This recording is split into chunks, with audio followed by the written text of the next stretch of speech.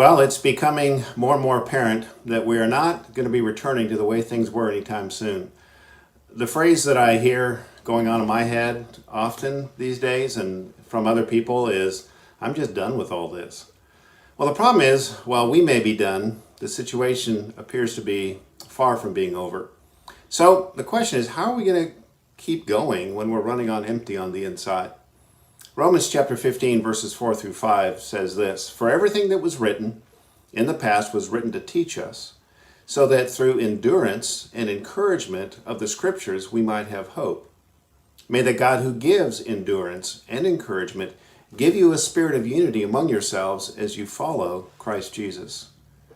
Now these verses point to the two elements that keep us moving forward in life, and they are endurance and encouragement.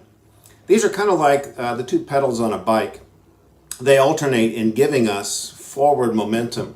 So one day we're encouraged, and then the next day we're not encouraged. And on that day, well, we need to endure if we're going to keep going and not give up. And then we're encouraged again, and then we need to endure, and then we need to be encouraged, and then we need to endure. Now our preference, of course, in life is the encouragement pedal. We wish that life was just able to go on this one pedal, but of course, that's not the way life is. Now we tend to think of both endurance and encouragement as passive. So encouragement for us is we're just kind of waiting for something good to happen, some circumstance to change, or someone to say something that's encouraging to us. And enduring also is passive. We're just sitting there waiting for things to get better. But this is not an electric bike that we're on. We need to push both pedals. We need to put effort into both of these. Now, a week from this Sunday, we're going to talk about how to push on the encouragement pedal. So I want to talk briefly about how to push on the endurance pedal. The word endure means to continue expectantly under pressure. It implies that you're already going somewhere and that you expect something good once you arrive.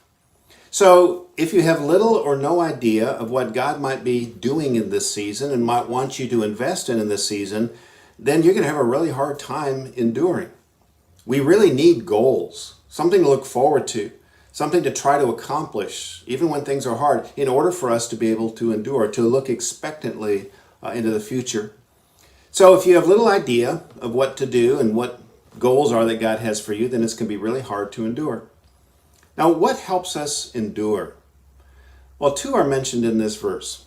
It says, first of all, "For everything that was written in the past was written to teach us, so that through the endurance and encouragement of the scriptures, we might have hope." The Bible is full of stories of people who went through much worse than we're going through right now.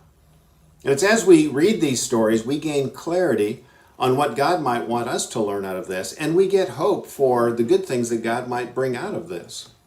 The next thing it says is, "May the God who gives endurance and encouragement." The idea is God can give both of these.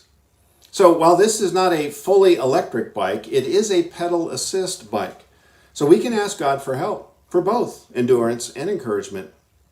So I often start the day by asking God for encouragement. That, of course, like everyone, that's my preference. And I'll say, God, I pray that you would grant me encouragement today. You would lift my spirits. You would give me courage to face what I'm dealing with.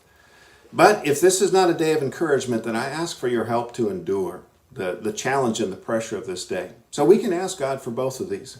I pray that God may power assist your endurance, particularly this week.